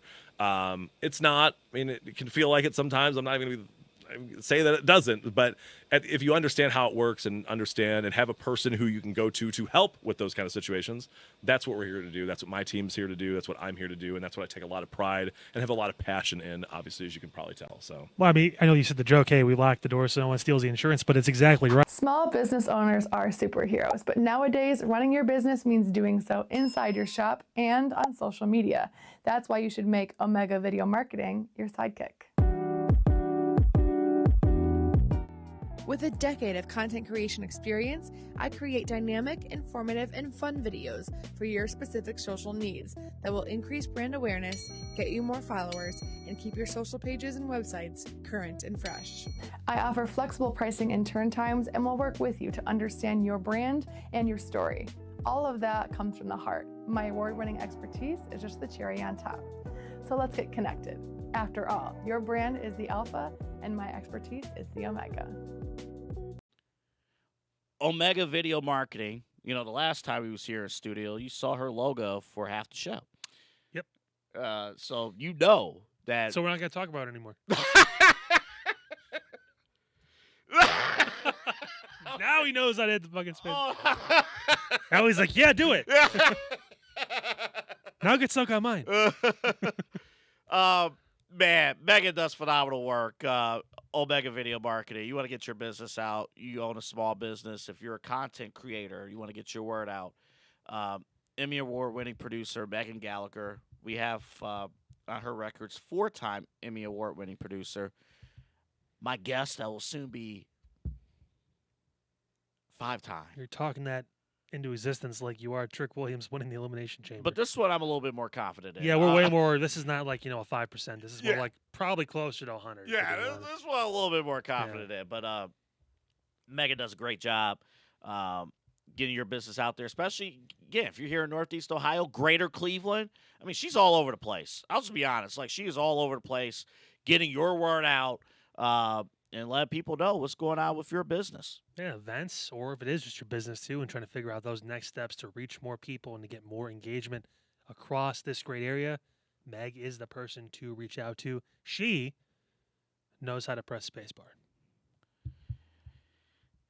And can respond back to your emails too at MeganRG440 at gmail.com. MeganRG440 at gmail.com. I don't think you have to hit a space bar to type in that email. No, but she will put plenty of spaces in while she fucking types out the email in response. That's right. It's almost like she uses that very frequently, and it should be like a thing that most people who use a laptop every single day know is an option to press. That's right. So make sure you do that. Make it happen. I'm good. We're like an hour and a half into the show, and I'm still giving you shit about this. You know what's going to be sad? We're going to be working tomorrow, and I'm going to have in the back of my head, did I hit that space bar while I'm typing up my reports? Yeah, you turned in a bunch of reports, but everything was all together. There was no spaces in between the words. Editors are like, fuck me. What are you doing? Why does this guy work here? Like, what are you doing? It's like, yeah, we're gonna. Sarah tomorrow, like, hey, we gotta pivot immediately. Anthony forgot to press space in all of his reports, so I need you all to go through the space bar. iHeart got back to us. Yeah, that 10-station report you did. Yeah. Ooh. Oh man. I'm gonna come through the screen and smack the shit out of you. You know what? We're just gonna. Yeah. Omega Video Marketing. That's one way to get her attention. Yeah, that's right. That's right. That's right. Don't put spaces in between your words. Hey, Anthony, so I noticed on your work you decided just to forget the space bar existed. Like, what the fuck? Do you not know what a run-on, you're just doing a run-on sentence? Run-on sentence. That's the longest word. You ever read that one? And you know the effed up part is you actually put your periods in there. What are you doing? Periods in between. Looks like English hieroglyphics. Right. If I look close, I can find the words. Right. Like, dude, all you had to do was bullet points. He That's starts it. putting fucking dashes in instead of it. God, like it's code.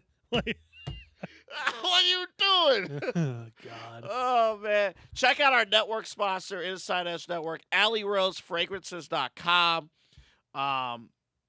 These guys, Allison, she our coworker who uses her space bar, does a great. I can confirm. I've seen her reports. Space is all between the words. That's right. Yep. She also creates by hand these candles. She does a great job. I actually had this in my place over the last week, the Frosted Berry, and when you open the box, you could smell how phenomenal these candles are. I'm going to probably order the Snickerdoodle next. You want your home to smell fresh. You want it to smell nice. And here's the cool thing. If you're a first-time customer, we got a promo code, InsideEdge20. For first-time customers, you get 20% off your order. You can lump that in candles. You also have body mist. So if you have a significant other, we do have women who watch the show, so you have.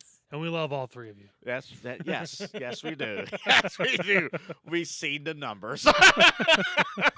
We love all 4% of you. Yes, thank you. It's more like 6. Yeah, thank you. Yeah. Thank you for tuning in. It's like our listeners in the fucking UK when you see the I know, YouTube right? analytics. It's like, hey, do you have your insights for? Can we do a city by city break? No. How about state by? No. Okay, regionally? No. But in the UK. Yeah, we got like 7% of our listeners from like the UK. UK, we they are crazy for pro wrestling so much that they listen to us. They are. Yeah. They are. And they wanted to know what happened with Darby Allin earlier in the show. And for that, I say pip pip dee doodly doo. AllieRoseFragrances.com. Use the promo code InsideEdge20.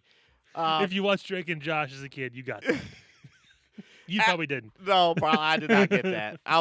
Because we're very, very, very far apart in age, so I wouldn't expect you to watch the same shows I did. If it was an iCarly joke, I would have got it. Pete was running around back when they were fucking throwing carrier pigeons out windows, so he doesn't no idea what the fuck we're talking about. TV shows, Pete. TV. Television. What comes after the TV? Yeah. Did you watch all that? Probably not. No. No. There's no fucking way you watched that. All that? Oh, no. He's like, well, all of what? Keenan and Kel. I know Keenan and Kel, but I didn't watch it. He knows Keenan Thompson because of Saturday Night Live. Because he just hasn't gone away. I've fucking leave. I actually watched. Everyone else is fucking leaving. I'm not. No. I actually watched Good Burger. Okay. The movie. Which one? The movie. There's a sequel. I only watched the first. It's like Space Jam 2. It never happened. What happened? Oh, trust me. Space Jam 2 LeBron never will not happened. let you forget it. It fucking happened. Although that was a good movie. I did watch it with my kid, so. Please. Space Good Jam Burger 2? was a great movie. Space Jam 2. I don't care if you argue Kobe 2. I don't care if you argue MJ and LeBron. You can go all day with that. You are not debating the movies. I mean, I'm a little old for the original Space Jam. You're a little old for a lot. That's true. Fucking moving cars. Love Boat. I still want to see your horse and buggy in the back. It's the fine stallion out there, brother. By the way, Pete. It took a while, but I eventually got a car that had power windows. So yeah. Oh, how about that? Oh, crank that soldier boy. You. By the way, Pete, back, the typewriter days. Uh-huh. Did you use the space bar? I did. God, you fucking suck.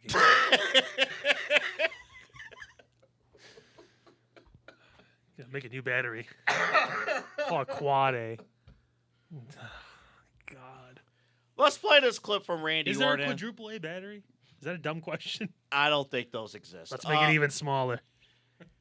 Randy Orton was on the Pat McAfee show. We're going to get copyright for this shit. Let's do it. Earlier today. I think we got away with the McAfee thing last year. Did we? I think we did. Let's roll the fucking dice again, baby. Here we go. I lived in Southside Pittsburgh from 2006 to 2010. Mario's after a Monday Night Raw. You and the guys had a room upstairs. You went there after Raw. That was when he called DDP. Maybe. Did you say 06? It was 06 to 010. I can't remember what year it was. Okay, yeah, those are fun years. Yeah, exactly. Yeah. So, but I'm saying, and we talk a lot about being here at the Combine and the new generation. Like, you guys went out after events, and that's how you built camaraderie, I assume. Does the new generation do that at all? Is that how do you how has the locker room kind of changed over the years, and like what do they do for camaraderie now? I think that a lot has changed. So with social media and everybody having a recording device on them, so much has changed. And I was just talking about my wife and my kids, and I know they might be watching. I don't want to get into the exacts, but like we were always getting into something after the show. Sure. Fucking bitches. And I mean, I think last year I heard LA Knight wrestled 64 times, and that was the most anyone wrestled last year. Yeah. I mean, 64 times. I was averaging like 180 matches a year for 15 years. Whew. In 2013, I think I had like 220 something. So like times have changed, but that's a lot of night out. Yeah. Nights out, with the guys. The camaraderie was, camaraderie galore.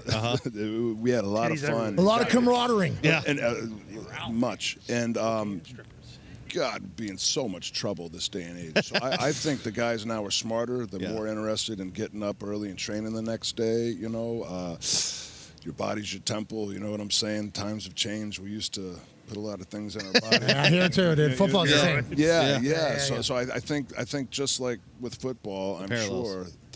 I think a lot of that's the same. So I think they're getting together. They're hooking up. But they're doing on a safer, more respectable, smarter. Do it on the low. Put your phones in the bowl. Do it on the low. They're doing it safer. I love that. They're wearing condoms. That's my favorite part of the clip. They're doing it safer. You ever get those Tootsie Roll Pops that have 2 wrappers on it? Yeah, we're doing it safer. Courtesy of the Pat McAfee show. God. Oh, my God. Yes, Randy, you're correct. They are doing it safer. Yes. They're just not doing it. People are leaving after one match. They're going the fuck home. They saw Brock Lesnar get on the jet and get home before the show was over. And they're like, you know what? I kind of want to do that.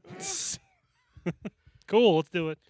We're not in fucking Saudi Arabia. Okay, I'm going home. Yeah. It's a serious thing, though, right now that's happening. You are seeing, the thing is, I'm not going to say that I fully did the math on are we seeing more injuries than we did back in the day. Based on eye test, though, we are. It seems like we are. Every year there's like multiple people, and it's usually, unfortunately, a lot of the main players that are getting hurt. And there's a fine balance. We've talked about this before, too, a little bit, of like too much as opposed to too little. Mm-hmm. But you've got some guys coming out and saying, man, I wish we had a little more time to like do some more. And they do have some live tours like set up, but it's kind of like sporadic and may only be a day or something like that, or 2, and they won't be booked for both days. It may only be 1 day, or maybe they're not even on that tour. So it's kind of like you're not getting the reps. And a lot of these people that maybe have been in the business for 5+ years in WWE or something like that, like they're kind of like, yeah, I don't have the performance center to lean on anymore. Like I kind of just don't. I'm not there. Like the NXT kids they're probably struggling. Like that's why Roxanne wrestled so much. She's young, but like also like she's just used to being able to wake up every morning, go down the street, and fucking go to work. Yeah. And like really work on it. And she doesn't want to lose that. So like you keep it going. But like it's tough, man. It's nice because you're only working a day. Like AEW is the same way. You work 1 day a week. Yeah. Sometimes 2. Sometimes they'll double tape. Like it just is what it is. And AEW initially landed some ex-WWE talent because of their lighter work schedule. Well, it used to be insane. And it was insane. You'd be working like, what was it? It was the 6-day loop, right? You would work Monday, Tuesday, or you'd work Monday. Tuesday's a house show. You fly home Wednesday, do your laundry. Wednesday night or Thursday morning, you're leaving. You work Friday, Saturday, Sunday, Monday, and it Tuesday. Was 2 tours. Yeah. It was the Raw tour and the SmackDown They tour. had 2 different live event schedules and all that, too. It was a whole fucking thing. If you're a newer wrestling fan, imagine while you're watching Monday Night Raw, down the street, SmackDown has a house show. It wouldn't That always be happened every week. It wouldn't always be in the same area. They'd be in different because like sometimes And it'll be like across the country. Oh yeah, like we're in Raw tonight in L.A. and then in fucking Boston there's a house show. Yeah. Like, for Raw wrestlers and shit. Like okay, like yeah, that happened. And that happened every week. We'll talk about even like back in the territory days. These dudes were wrestling 340 out of the 365 days out of the year, and the off days they weren't even really going home. They were just they were stopping home to do laundry and leaving. They weren't even really doing much. Yeah, a lot of times they hit the road, and I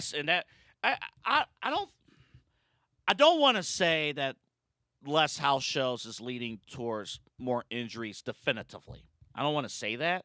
What I will say is that the quality of matches among not main events, but the mid cards, the younger talent, I would say the quality of matches have suffered.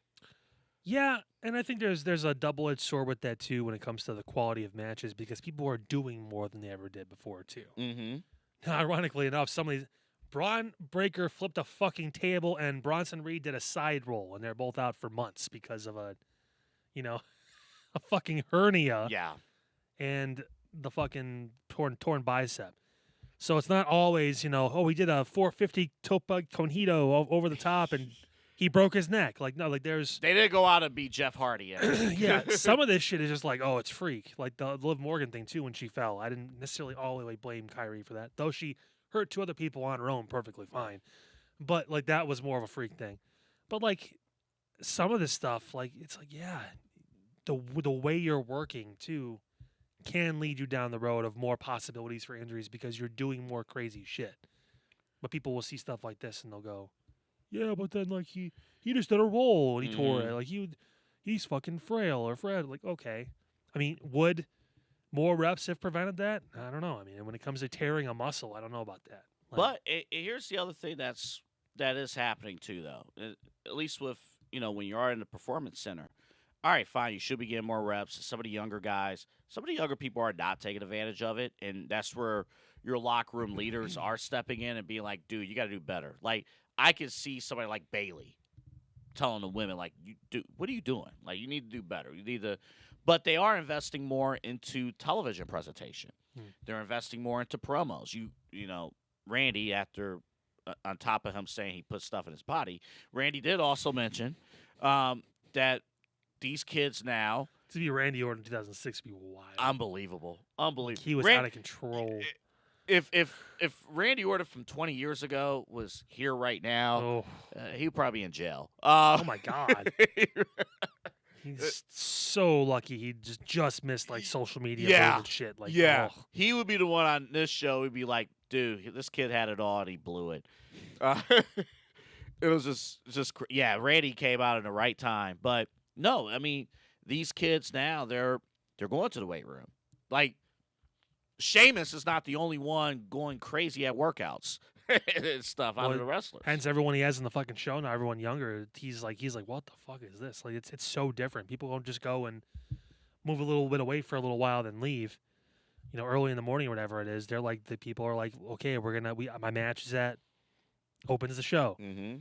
I can shower up and I can leave halfway through. I can get home by tonight, and then I've got 5 days to, recover and to work out and to do. I have an appearance on a podcast on Thursday, or like so much easier to track out your day. Again, the big difference is too the paydays are different. Yeah, you used to get paid for bookings every day, and it was more fluid.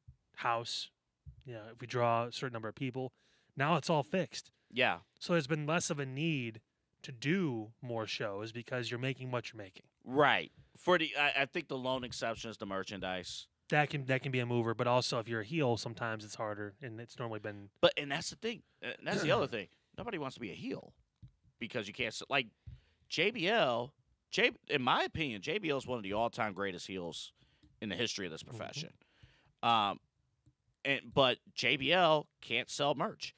JBL can't go and say, hey, thank you for coming to the show. Like, no. It's also the presentation of the character, too. I also think, like, Logan Paul is one of the best heels of our generation, if not all time, because of just how unlikable he is. Mm-hmm.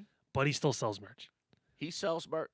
Because people love to hate him so much, they'll buy shit to either tear it up or just to wear it just to say I don't like him. Like, ironically enough, I don't like that dude. Why are you wearing a shirt? I don't like that dude. Like, it's like, okay. Like, yeah, like there's certain guys like JBL, what kind of fucking merch is he gonna put out? Yeah. Like, but Logan Paul, he's smart. He knows Yeah. how to, like, you're gonna hate me so much, you might buy my shirt. But and that's the other thing too. Like to your point about the payouts, we've talked about this before. Like, okay, let's take Cody for example. Cody Rhodes went to Triple H and said it would be better if Drew McIntyre was champion. That would have never happened. No. That would have, even 10 years ago, that would have never people happened. Were pissed. Imagine going to Triple H in 2004 being like, you know what? It's not really hitting, man. I think we're going to have the title back to Shawn. That's his, like, best friend. He'd be like, you fucking kidding me? You're right. Like, no. Why? Like, no. I'm not saying everyone just rolls over, but when people are coming up with the idea of, like, yeah, I'm the top star in the company. You know what I need to do? Lose the title. Like, no, absolutely not. No. No, because again, the pay scales. That's that. Like, you think Triple H would have went up to Vince McMahon in 2002? Yeah, 2002, and it was like, hey, listen, I know I'm back. I know, I just came back from injury and stuff, but Rock Hogan, that's your main event. Nope. That's not happening. The last thing too about this. In 2026, a lot of I think everybody in society, they have placed more value in the work-life balance. Yeah. A lot of it. As much as it would be nice to have these wrestlers go back on the road and, hone in your craft, hone in your skills, and work 5 days a week in different towns and stuff and face the same wrestler 200 times a year, like to perfect the match.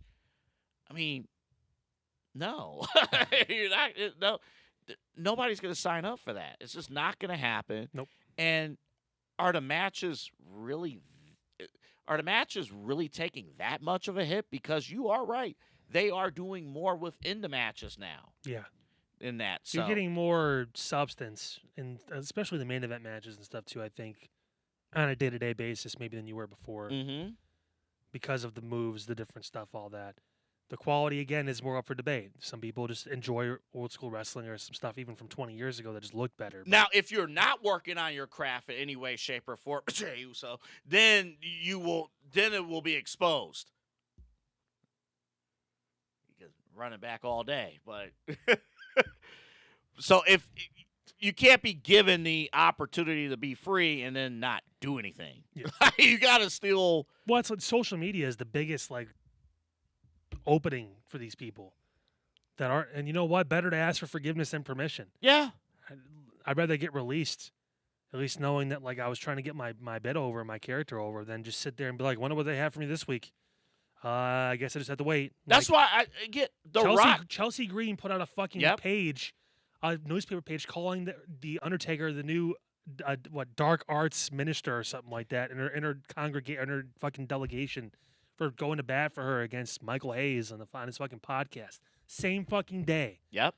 Like there's levels to who really gives a shit and who's I love pro wrestling, but social media not my thing or whatever it is. If you're in that medium, in that space, all of it's good. You want that shit. I'm telling you, people are chanting that Logan Paul still can't go to Japan. Social fucking media, dude. Social media matters.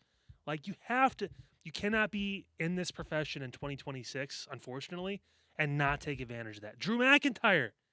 Drew McIntyre is not champion today or at any point if he did not utilize social media. Dude, it still cracks my ass up so hard when he was having that tag team match with Jelly Roll at fucking SummerSlam.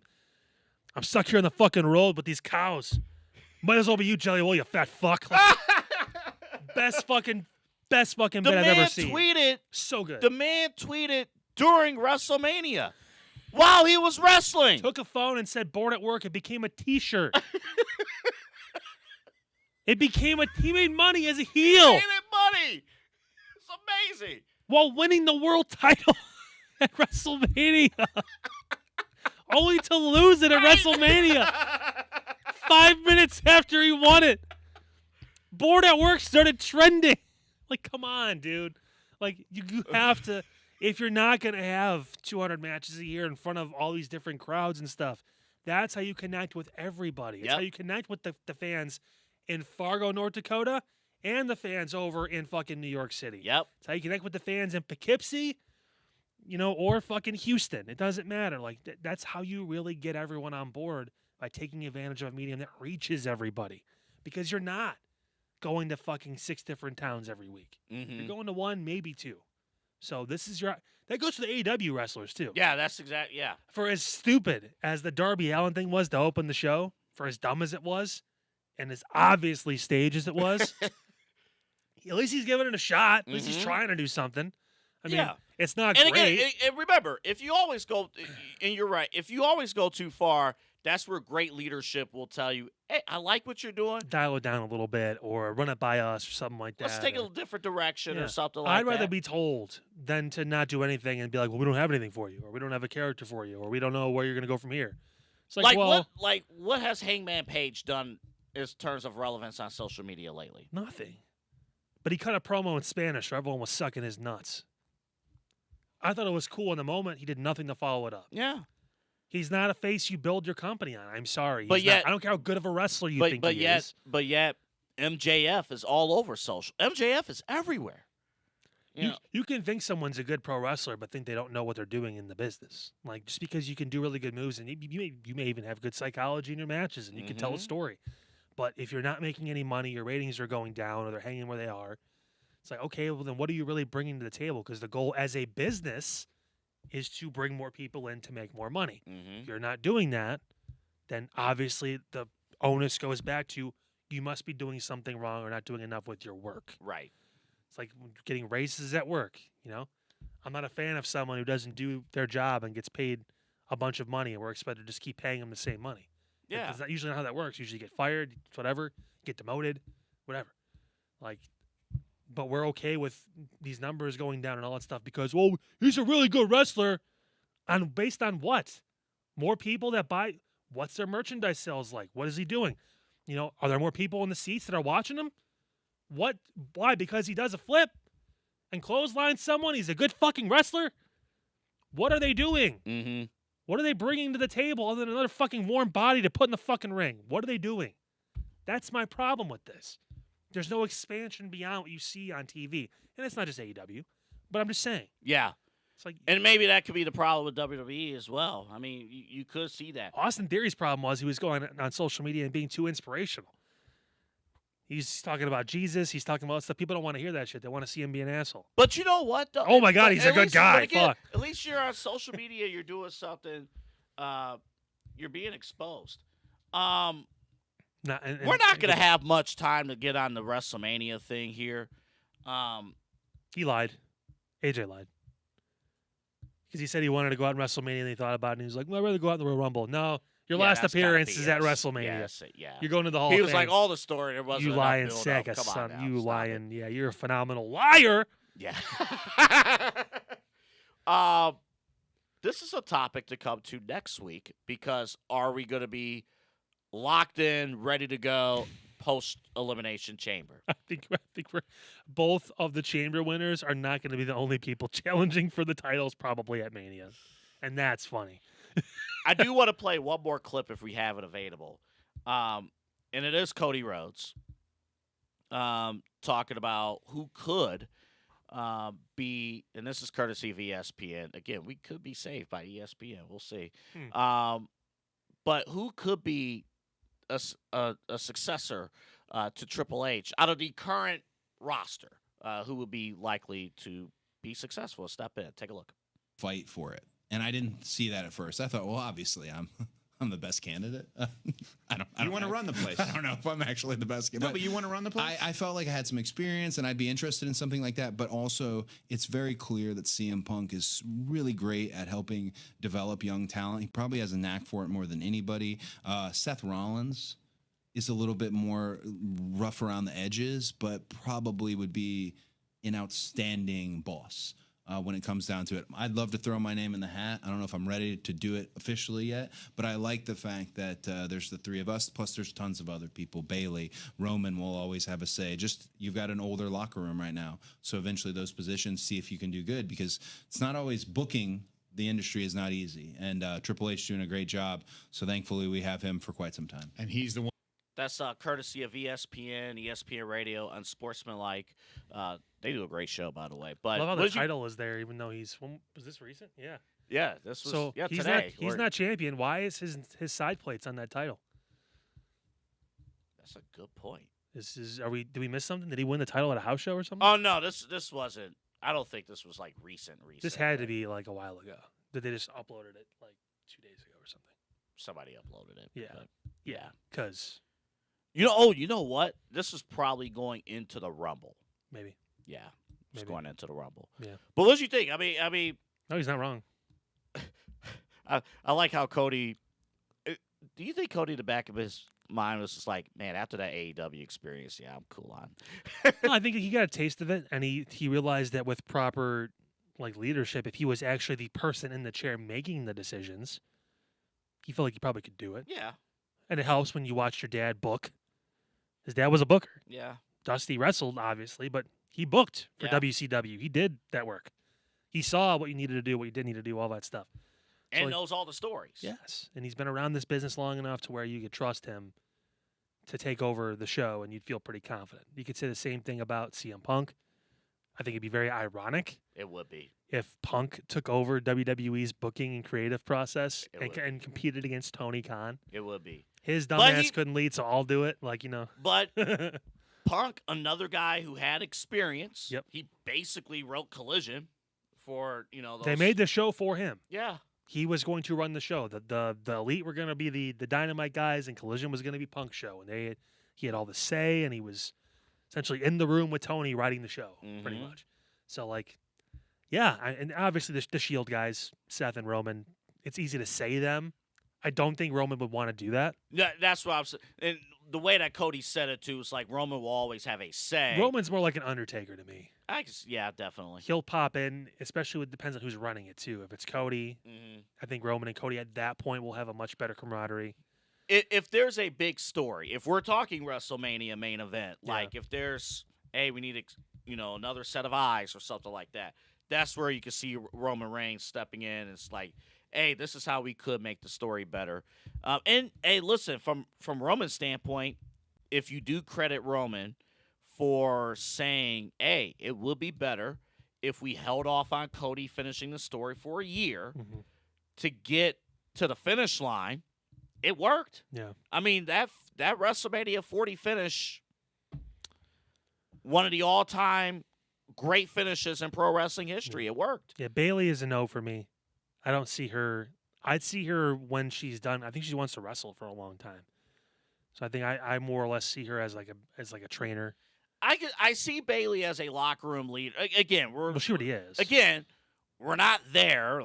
For all we know, the locker room leader could be effing freaking Finn Balor. I mean, he's one of them. I think they're. He did mention a bit of an older locker room. There's a bunch of guys and girls that have been there for a while. Even Rhea's been there for a good chunk of time. Yeah, you feel pretty confident in her leadership too, as far as being able just to lead the group.